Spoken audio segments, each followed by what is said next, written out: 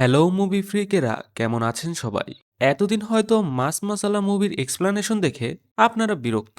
তাই আজকে আপনাদের জন্য নিয়ে এসেছি মাস মাসালাবিহীন সম্পূর্ণ ফ্রেশ একটি সিনেমার স্টোরি টেলিং, যার নাম হচ্ছে পার্কিং। এক বাড়িতে দুই ভাড়াটিয়ার পার্কিং এর ঝামেলা রূপ নেয় খুনাখুনিতে। শেষ পর্যন্ত কি হবে তাই নিয়ে নির্মিত হয়েছে এই সিনেমাটি। সিনেমার শেষে রয়েছে চমৎকার কিছু টুইস্ট। তাই আশা করছি আমাদের স্টোরি টেলিংটি আপনারা একদম শেষ পর্যন্ত দেখবেন। তাই আর দেরি না করে সরাসরি আমরা চলে যাচ্ছি মূল গল্পে। প্রথমে সিনেমার লিড হিরো ঈশ্বরকে দেখানো হয়, যাকে আমরা ইস্যু বলে ডাকবো। সে রেন্টের জন্য একটি বাসা দেখতে থাকে। অন্যদিকে সেই বাসার ব্রোকার ইস্যুকে বাসার সকল সুযোগ সুবিধা বোঝাতে থাকে, যেমন বাড়িতে পানি বিদ্যুতের কোনো ঝামেলা নেই ইত্যাদি ইত্যাদি। ইস্যু জিজ্ঞেস করে বাড়ির ওনার কি নিচের ফ্ল্যাটে থাকে। ব্রোকার জানায় নিচের ফ্ল্যাটেও একজন রেন্টে থাকে। সে খুবই ভালো মানুষ, সে একজন সরকারি অফিসার। ইস্যু বাড়ির কিছু ছবি তুলে নেয়। সে ব্রোকারকে জানায় সে তার ওয়াইফ আরতির সাথে কথা বলে তাকে কনফার্ম করবে। ইস্যু আরতিকে ফোন করে জানায় বাড়িটি দেখতে ডিসেন্ট। তাছাড়া নিচের ফ্লোরে একটি ভালো ফ্যামিলি থাকে, তুমি ভালো কোম্পানি পাবে। সে আরতিকে বাড়ির কিছু ছবি পাঠায়। পরের সিনে আরতি এবং ইস্যু সেই বাড়িতে শিফট হয়। আরতি ঘর গুছানোর কাজ করতে চাইলে ইস্যু তাকে মানা করে, কারণ আরতি প্রেগনেন্ট। ঘরের জিনিসপত্র গোছানো শেষে তারা নিচতলার ফ্যামিলির সাথে দেখা করতে যায়। নিচতলার ফ্যামিলিতে তিনজন সদস্য। একজন ইলাম পারথি, সে ওই ফ্যামিলির কর্তা। পারথি ইউনিয়ন অফিসে এক্সিকিউটিভ অফিসার হিসেবে কাজ করে। সৎ মানুষ হিসাবে এলাকায় তার অনেক সুনাম। অন্যদিকে সেলভি হচ্ছে পারথির ওয়াইফ, আর বাকি একজন হচ্ছে তাদের মেয়ে অপর্ণা। ইস্যু কিছুক্ষণ পারথির সাথে বসে আড্ডা দেয়। পারথি জানায় এলাকার কোনো সমস্যা হলে ইস্যু যাতে তাকে জানায়, এলাকায় তার অনেক নাম ডাক আছে। অন্যদিকে আরতি সেলভির সাথে বসে আড্ডা দেয়। সেলভি তার কিছু দুঃখ প্রকাশ করে। সে বলে এত বছর চাকরি করে নিজের একটি বাড়ি করতে পারলাম না। বাড়ির কথা তো বাদই দিলাম, ঘরের প্রয়োজনীয় কিছু আনতে বললেও তোমার আঙ্কেল আনতে চায় না। সে বলে মেয়ের বিয়ের জন্য টাকা জমাচ্ছি। এখানে আমরা বুঝতে পারি পারথী সরকারি অফিসার হলেও ঘুষ নেয় না, তাই তার পরিবারে টানাপোড়েন চলে। পরের সিনে আরতি ইস্যুর মায়ের সাথে কথা বলে। তখন ইস্যুর মা তাকে নিজের খেয়াল রাখতে বলে এবং ভালো মন্দ খেতে বলে। তখন কথার ফাঁকে আমরা জানতে পারি ইস্যু এবং আরতি পালিয়ে বিয়ে করেছে। ইস্যুর ফ্যামিলি সবকিছু মানলেও আরতির ফ্যামিলি এখন পর্যন্ত মেনে নেয়নি। এতে আরতি আপসেট হলে ইস্যু জানায় বেবি হয়ে গেলে সব ঠিক হয়ে যাবে। পরের দিন পারথী অফিসে যাওয়ার জন্য বাড়ির বাইরে রাখা তার বাইক পরিষ্কার করতে থাকে। তখন ইস্যুও অফিসে যাওয়ার জন্য বের হয়। পারথী ইস্যুকে জিজ্ঞেস করে অফিসে যাওয়ার জন্য তার কোনো বাইক আছে কিনা। ইস্যু বলে অফিস থেকে গাড়ি এসে নিয়ে যায়, তাই আর কেনা হয়নি। পারথী বলে তারপরেও আপদ বিপদের জন্য নিজের একটি গাড়ি দরকার হয়। তখন ইস্যুর গাড়ি চলে আসায় সে অফিসে চলে যায়। তখন সেখানে পারথীর শালা এসে তাকে জিজ্ঞেস করে সরকারি টয়লেটের টেন্ডারটি তাকে দেওয়া হলো না কেন। পারথী বলে সে টেন্ডারটি ঠিকভাবে জমা দেয়নি, তাই হয়নি। আমরা এখানে পারথীর সততা সম্পর্কে টের পাই। সে তার ফ্যামিলির লোকদেরও ছাড় দেয় না। তাছাড়া সে একটু রকচটা টাইপের। এরপর পারথী অফিসে গেলে একজন তাকে ঘুষ দেওয়ার কথা বলে সে তাকে বের করে দেয়।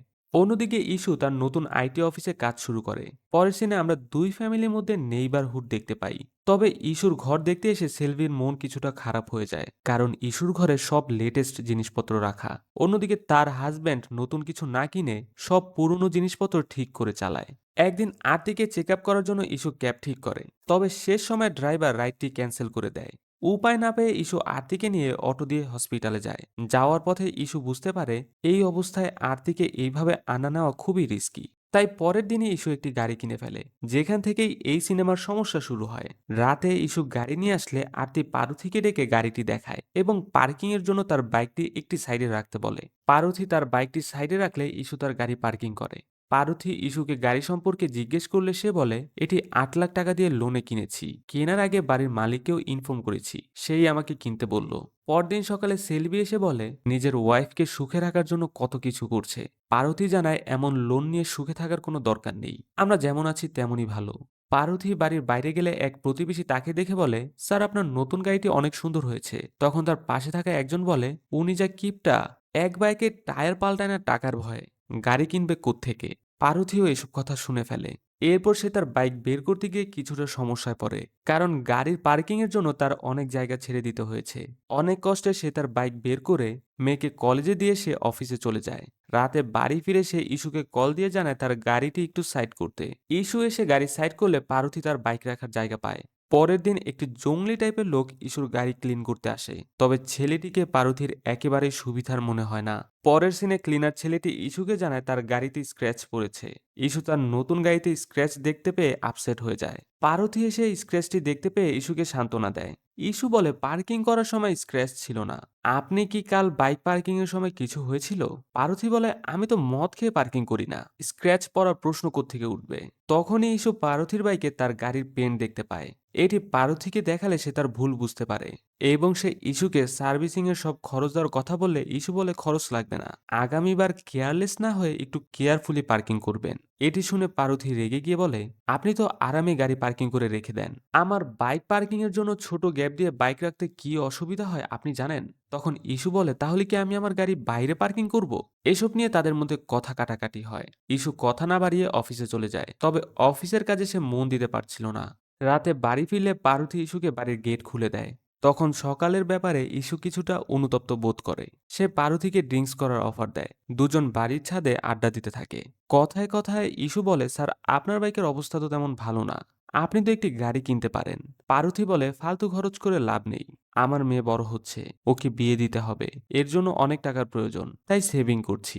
ইস্যু বলে বিয়েতে এত টাকা খরচ করে লাভ কি, রেজিস্ট্রার অফিসে গিয়ে বিয়ে করালেই হয়। এটি শুনে পারথী রেগে গিয়ে বলে আমি কি আমার মেয়েকে তোমার মতো পালিয়ে বিয়ে করাবো নাকি? এই বলে সে চলে যায়। ঘরে গেলে সেলভি তার নষ্ট ব্লেন্ডার দেখিয়ে বলে এটি আর কতবার রিপেয়ার করব, এইবার নতুন একটি কিনে দাও। রাগে পারথী ব্লেন্ডারটি ভেঙে ফেলে। পরের দিন ক্লিনার ছেলেটি গাড়ি পরিষ্কার করতে থাকলে পারথী তার বাইক বের করার জন্য জায়গা পাচ্ছিল না। সে ইস্যুকে গিয়ে গাড়ি সাইড করতে বললে ইস্যু বলে 2 মিনিটে খাবার শেষ করে আসবে, কিন্তু পারথী এটি নিয়েও ইস্যুর সাথে চেঁচামেচি করে। তাই ইস্যু গাড়ি সাইড না করে উল্টো লেট করে আসে। এসে দেখে পারথী বাইক না নিয়ে পায়ে হেঁটেই অফিসে চলে গেছে। রাতে পারথী বাড়ি ফিরে রাগে তার বাইক একদম পার্কিং এর মাঝে রেখে দেয়, যাতে ইস্যু তার গাড়ি রাখতে না পারে। রাতে ইস্যু বাড়িতে ফিরে পার্কিং এর মাঝ থেকে বাইকটি সরিয়ে রেখে তার গাড়ি পার্কিং করে চলে যায়, তবে রাতে বাইকটি নিচে পড়ে যায়। সকালে পার্বতী তার বাইক নিচে পড়ে থাকতে দেখে ইস্যুর সাথে চেঁচামেচি শুরু করে। পার্বতী বলে তুমি আমার বাইকটি ফেলে ভেঙে ফেলেছো, তুমি আর তোমার গাড়ি পার্কিং এ রাখবে না। ইস্যু বলে এটা আপনার বাড়ি না, আমি আপনার থেকে বেশি ভাড়া দিয়ে এই বাড়িতে থাকি, আমি আমার গাড়ি বাইরে রাখবো না। এরপর তাদের মধ্যে হাতাহাতি শুরু হয়ে গেলে সেলভি আর আরতি তাদের কোনো মতে ঘরে নিয়ে যায়। পরের সিনে বাড়ির মালিক এসে তাদের দুইজনকে এসব ঝগড়াঝাটি বন্ধ করতে বলে। তখন পার্বতী বলে ও গাড়ি না কিনলে এসব ঝামেলাই হতো না, ওর গাড়ির জন্য আমার বাইক রাখার জায়গা হয় না।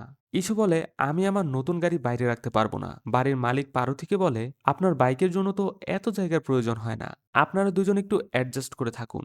বাড়িওয়ালার বাইককে ছোট করে দেখার বিষয়টি পার্বতী হজম করতে পারেনি। পরের দিনে পার্বতী কার শপে গিয়ে ইস্যুর চেয়ে দামি গাড়ি কিনে এনে পার্কিং এ রেখে দেয়। রাতে ইস্যু গাড়ি নিয়ে আসলে পার্বতী বলে আমি তোমার থেকে দামি গাড়ি কিনেছি, ক্যাশ টাকা দিয়ে কিনেছি, তোমার মতো লোনে না। উপায় না পেয়ে ইস্যু তার গাড়ি বাড়ির বাইরে পার্কিং করে, কিন্তু তার ভেতরে গাড়ি নিয়ে টেনশন কাজ করে। সকালে সে দেখতে পায় তার গাড়ি ময়লা হয়ে আছে। এটি দেখে পার্বতী খুবই খুশি হয়। পরের দিনেও পার্বতী আগে আগে এসে গাড়ি পার্কিং করে রাখে, যাতে ইস্যু পার্কিং করতে না পারে। ইস্যুর ফ্রেন্ডরা তাকে বাসা চেঞ্জ করতে বললে সে ইগোর কারণে বাসা চেঞ্জ করে না। পরের দিন ইস্যু অফিসে মিথ্যা কথা বলে আগে আগে ছুটি নিয়ে চলে এসে গাড়ি পার্কিং করে রাখে। ইস্যুর এমন কারবার দেখে পরের দিন পারথীও আগে আগে অফিস থেকে এসে গাড়ি পার্কিং করে রাখে। পরের দিন ইস্যু এবং পারথী একসাথে অফিস থেকে ছুটি নিয়ে পার্কিং এর গেটে চলে আসে।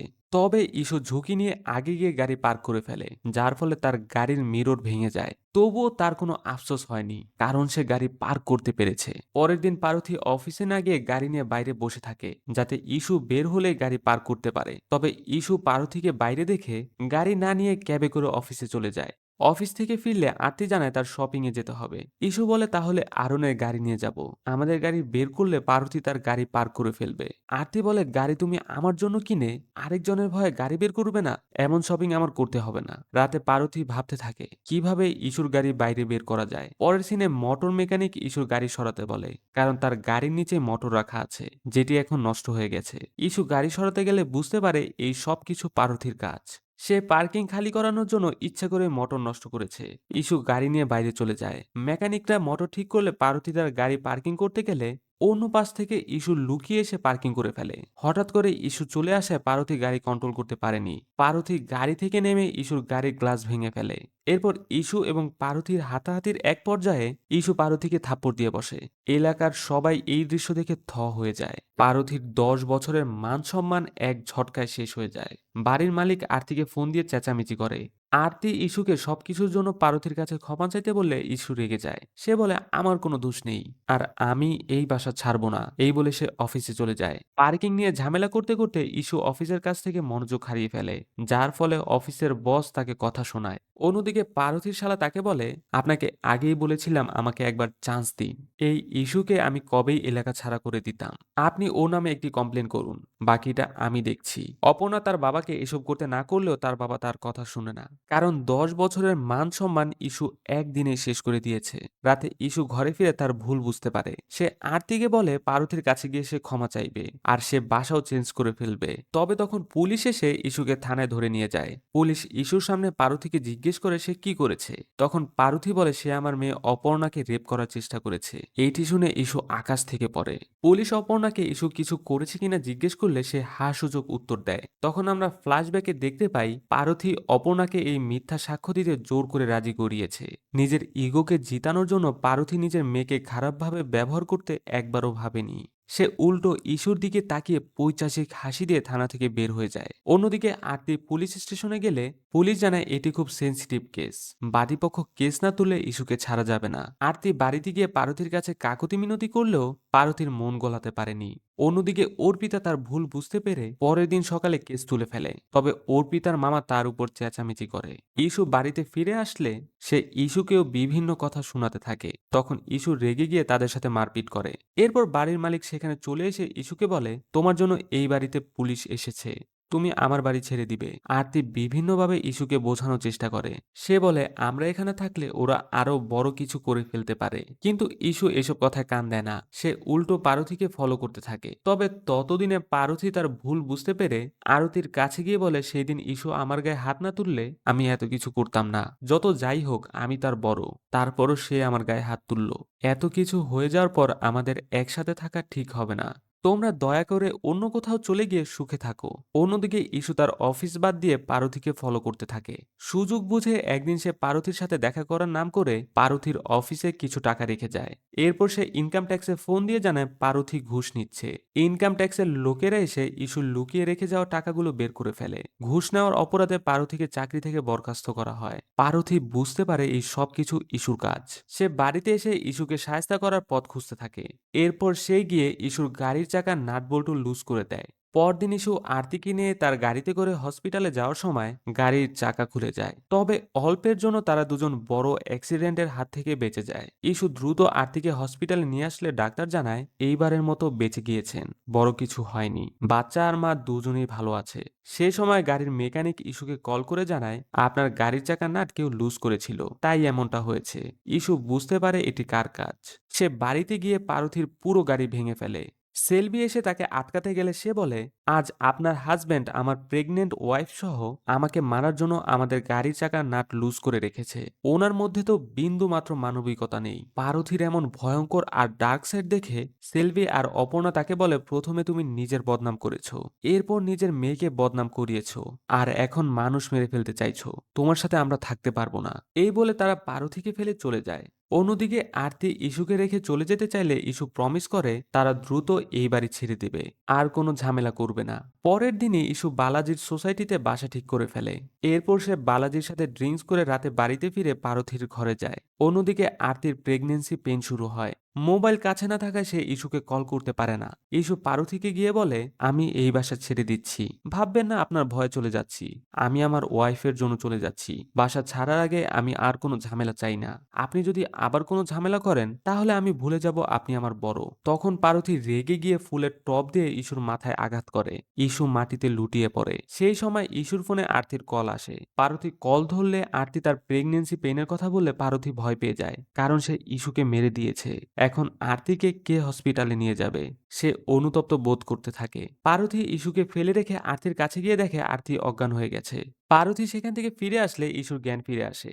সেও পারথীকে মেরে জখম করে দেয়। এরপর সে পারথীর বাসার গ্যাস লিক করে ওভেনের মধ্যে মোবাইল রেখে দরজা লক করে দেয়। সেখান থেকে বের হয়ে ইস্যু দেখতে পায় তার ঘরে রক্ত পড়ে আছে। অন্যদিকে আরতিও ঘরে নেই। সে আরতিকে খুঁজতে থাকে। আরতির মোবাইলে কল করলে একজন নার্স জানায় আরতির বেবি হয়েছে।